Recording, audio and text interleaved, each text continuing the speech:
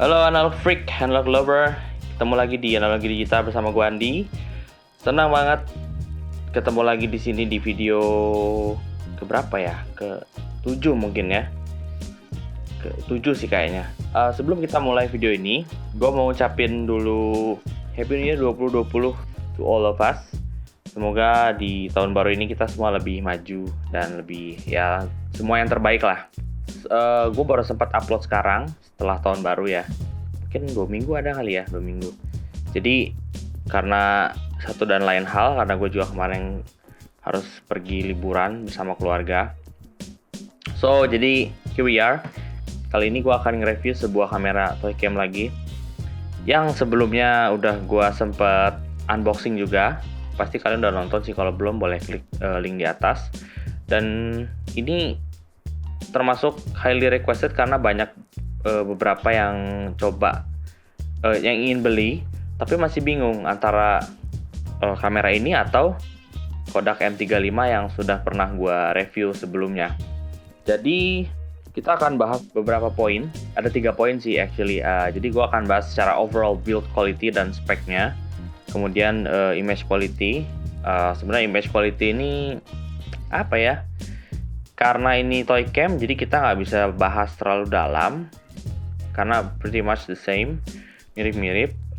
Tapi anyway gue akan tetap bahas. Dan juga yang terakhir adalah experience gue menggunakan kamera ini. So without further ado, let's go to the review. Oke, yang pertama, sebentar ya. Dan sekarang gue udah pegang kameranya. Jadi yang pertama overall build quality dan spek ya. Oke, ini menarik karena secara build quality dia memang tetap plastik, seperti halnya Kodak M35, plastik Toycam. Tapi yang menarik adalah secara estetik dan secara build, harus gua akui ini sedikit lebih baik ya kualitasnya. Jadi gripnya lebih enak, meskipun dia Toycam plastik. Dia ringan, slim, dan juga gripnya tuh lebih nyaman kalau kita bandingkan dengan Kodak M35 yang sedikit lebih bulky. Jadi ini lebih nyaman dan juga trendy warnanya. Ada kalau nggak salah sih 12 warna. Kalau nggak salah 12 warna, dan gue kebetulan punya yang pink. Lucu sih. Dan juga dia itu punya warna yang matte instead of shiny plasticky color. Dia lebih warnanya lebih ke matte, doff lah istilahnya ya. Nah, itu tadi beberapa hal yang gue suka dari Yashica ini. Nah, ada juga tadi pros-nya dan ini adalah cons-nya.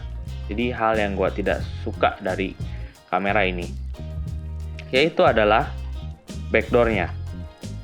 Sedikit cerita, waktu kemarin kemarin kamera ini gue bawa ke Banyuwangi. Jadi gue trip ke Banyuwangi, road trip sama keluarga untuk jalan-jalan.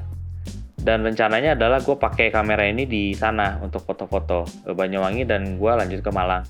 Jadi ketika gue sampai di Banyuwangi, gue mau coba load filmnya. Dan yang terjadi adalah patah. Oke, jadi ini salah satu yang gua kurang suka dan jadi nilai minus dari kamera ini adalah backdoor-nya sangat ringkih. Jadi ini patahnya karena waktu kemarin gua coba load filmnya, agak susah loadnya karena dia punya sistem load film itu dia reverse. Jadi kalau kalian lihat di sini, dia di sisi kanan ya, kanan kameranya, instead di sisi kiri seperti kamera kebanyakan. Jadi dia reverse, dan gue agak susah awalnya ketika mau masang filmnya, dan yang terjadi adalah patah. Untungnya kita masih bisa paksakan untuk nutup, meskipun ya gue agak-agak gimana gitu, masih bisa sih ditutup dan lumayan sealed juga. Nanti kalian bisa lihat hasilnya nanti gue akan masukin hasilnya lah. Jadi nih, salah satu kekurangan yang gue nggak suka, bukan gue nggak suka sih, salah satu kekurangan yang menurut gue jadi flow-nya si Yashica MF1 ini, itu backdoor yang sangat ringkih. Nah, sekarang kita masuk ke poin yang berikutnya, itu image quality. Nah, untuk image quality, karena dia punya focal length yang mirip dengan si M35 31mm, ya, kurang lebih lah ya. Jadi sangat cocok untuk traveling dan street photography. Kalau bicara image quality, karena dia punya spek yang mirip, jadi gue nggak bisa terlalu banyak ngomong ya. Artinya ya ini adalah toy cam yang dengan kualitas memang pasti dia akan tajam hanya di bagian tengah, dan juga punya depth of field atau DOV yang sangat tebal karena dia pakai bukaan yang cukup kecil ya, f10 atau f11. Nah, tapi yang salah satu keunggulan dari MF1 ini adalah ketika kita beli, kita di-include-kan atau kita dapat film Yashica dengan ISO 400, dan itu sangat cocok untuk kamera ini karena dengan bukaan yang kecil, jadi cocok sekali pakai film 400. Dan gue suka dengan hasilnya karena film Yashica ini punya karakter warna yang cukup natural, agak sedikit hijau, tapi hijaunya nggak over.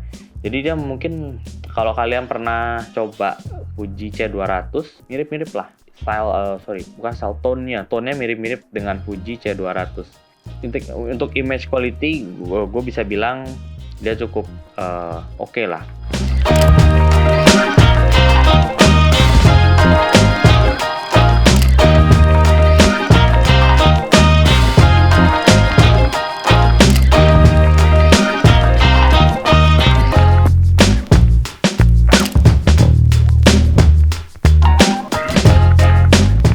Kita lanjut ke poin berikutnya, experience.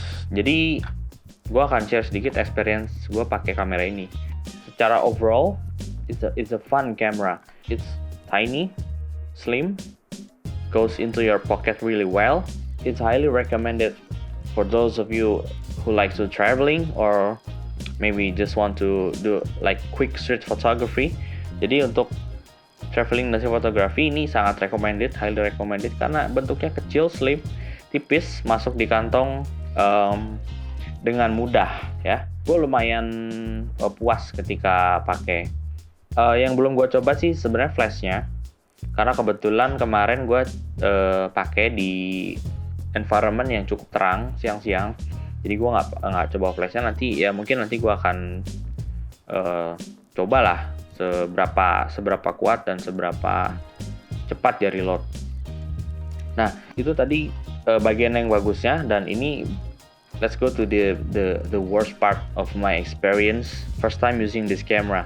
Pengalaman pertama pakai kamera ini, gue dapat experience yang sangat tidak mengenakan. Itu adalah ketika gue load film ini. Jadi tadi gue udah bilang sebelumnya, gue agak kesusahan load film ini karena dia punya sistem load yang reverse. Artinya roll film kita taruh di sebelah kanan, lalu kita pasang dia lidahnya sampai ke sini, dan pastikan dia udah terpasang di geriginya seperti biasa. Lalu kita tutup, terus kita rewind. Yes, you heard it right. Kita rewind dulu sebelum motret. Jadi lucunya di situ, kalau kamera lain kita load di sebelah kiri, jadi kita rewindnya nanti setelah selesai kan, kita balikan lagi filmnya ke dalam rollnya setelah selesai. Nah, ini dia di sebelah kanan, artinya kita harus pasang dan kita harus rewind dulu, keluarkan semua filmnya sampai dia ngumpul di sini sampai mentok, selesai, baru kita advance di sini sekali.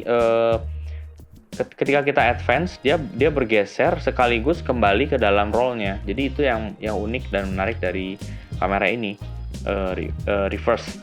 Reverse, gue nggak tahu sih istilahnya apa ya.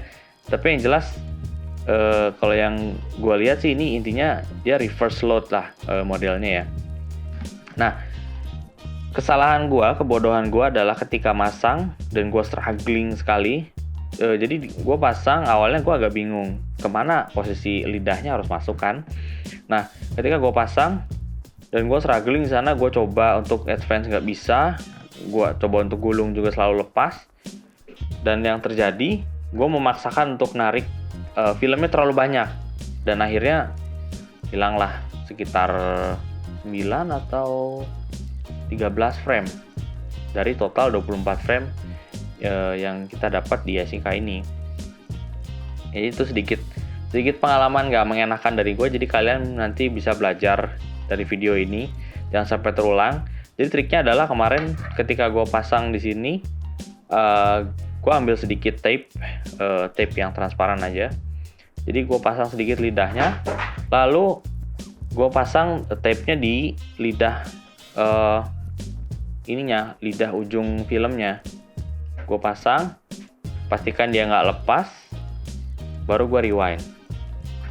Itu sih sedikit tips and trick, sedikit tricks lah, bukan tips sih, sedikit tricks. Jadi kalau kalian berhasil masang pertama kali, nge-rewind dia mau puter, ya that's good for you lah. Kalau enggak, ya itu sedikit tips. Kalian bisa ambil sedikit tape aja untuk pasang di bagian sini. Jadi ketika pasang filmnya dipasang di sini, lalu tinggal di rewind aja. Setelah kepasang ya di rewind sampai maksimal, sampai angkanya menunjukkan angka maksimal yang seharusnya film ini ada, baru kalian advance dan bisa mulai motret. Conclusionnya adalah it's a good camera, it's a fun camera. Balik lagi ke opsi masing-masing. Jadi kalau kalian suka dengan modelnya yang cute dan lebih slim, ya kalian bisa ambil Yashica ini. Atau kalau kalian lebih pingin kamera yang lebih sturdy atau lebih better build quality, kalian bisa ambil M35. Apakah gue merekomendasikan ini untuk pemula? Bisa ya, bisa nggak. Artinya kalau misalnya kalian pemula atau baru starting, boleh pakai kamera ini, tapi hati-hati ketika upload pertama kali. Pastikan kalian masangnya benar, dan pastikan ketika diputer kerasa lebih berat si tuas rewindnya. Artinya kalau tuasnya berat berarti kalian berhasil menarik keluar filmnya. Kalau misalnya terasa lepas atau loose, ya udah buka lagi aja, pasang ulang atau pakai tape, baru di rewind ulang. Apakah ini lebih baik dari M35? Kalau menurut gue pribadi, ya 11-12. Masing-masing punya kelebihan dan kekurangannya sendiri lah. Tapi secara overall, it's just a toy cam. Use it, go out and shoot something. Sekian aja. Semoga review ini bermanfaat, video ini bermanfaat untuk kalian yang pingin coba bermain analog, terutama pakai toy cam, pemuja toy cam. Kalau kalian pemuja toy cam, ya belilah langsung lah. Ngapain lama-lama lagi? Gak usah banyak bacot lagi, langsung beli. Segitu aja video dari gua. Terima kasih udah nonton. Jangan lupa subscribe, like, share, dan komen di bawah. Kalau ada kamera yang kalian pengen gua review, boleh komen di bawah. Semoga bermanfaat, dan jangan lupa keep shoot film, stay sharp. Ciao.